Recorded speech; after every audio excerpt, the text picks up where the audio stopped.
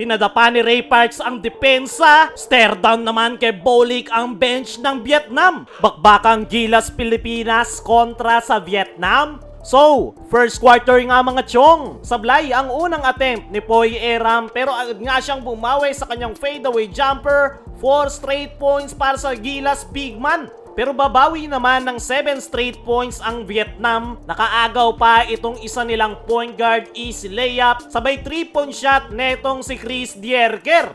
Palitan ng run ang dalawang kupunan. 6 straight points lumipad na si Jamie Malonzo. Eto na naman si Poy Eram lilinisin yung kalat ni 30 to the basket. Bobby Ray Parks naman tatakbo sa kabilang dulo para sa easy twos. Matapos niyan, dadaanin na ng Vietnam sa loob ng painted area, hindi nila mapigilan etong si Chris Dierker. Paisa-isa lang yung puntos ng Gila sa pull-up jumper ni 30 Ravena. Under 2-minute mark, massive run para sa Vietnam. Umuulan na ng 3-point shot. Nakadalawang sunod pa ang Vietnam matapos yung layup na yan ay nag-turnover ang Gilas at agad yung kinonvert ng Vietnam. Sabay trigada ng corner 3-point shot yung isa sa kanilang big man. Kaya naman natapos ang first quarter 16-21. 5-point lead para sa Vietnam. Pagpasok ng second quarter, corner 3-point shot ang pambungad na itong si 30 Ravena. Pero 7 straight points yung sagot sa kanila ng Thailand. Butas yung depensa sa ilalim. Pumapasok na rin yung mga outside shots ng Vietnam. Alat ng opensa ng ating national team. Matthew Wright, pamatay sunog ang 3-point shot. Baba sa 6 ang kalamangan ng Vietnam. Pero biglang ang tumaas yung kumpiyansa ng Vietnam. Umuulan ng 3. Tumitig pa sa camera yung isa sa kanilang gunner. Sasagot ng isa itong si Dal Panopio. Pero doble yung sagot ng Vietnam. Lahat ng kanilang ibinabato, madali lang pumapasok. Another 3 na naman. Puro turnovers pa ang Gilas Pilipinas. Timeout si Coach Norman. Lobo sa 14 ang abante ng Vietnam. Pero under 2-minute mark, gumana na sa wakas yung depensa ng Gilas. Massive run rin yung kanilang ipinakita. Corner 3-point shot ni Matthew Wright. Sabay atake netong si Justin Chua sa kanyang sexy na layup. At natapos ang first half 37-41.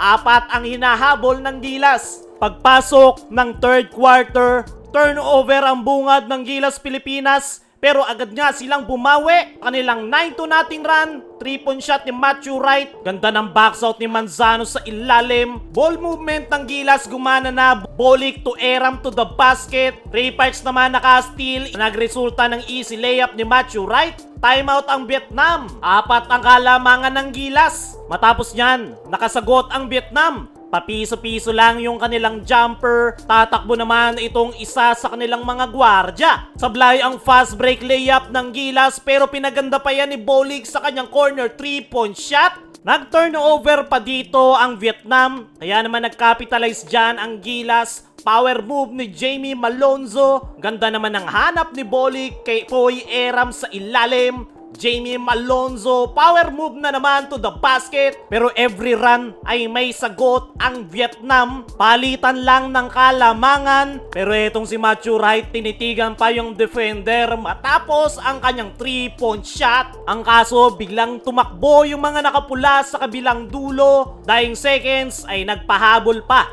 etong si Dal Panopio to the basket. Kaya natapos ang third quarter, 61-60. 1-point lead para sa Gilas. Final quarter. Nakalamang agad ang Vietnam matapos yung giling-giling free throw na yan. Pero sasagutin yan ng corner 3-point shot netong si Berto. Angle breaker naman ni Bobby Ray Parks. Hindi lang pumasok yung kanyang tira. Laking panghihinayang naman ng player na to ng Vietnam. Tutukan na hindi pa pumasok. Robert Bolik stare down sa bench ng Vietnam matapos ang kanyang corner 3. 5-point lead para sa Gilas. Matapos ang timeout na yan, Poy Eram naman ng titigada sa 3. Sinubukan pang humabol ng Vietnam pero Gilas Pilipinas papasok na sa semis.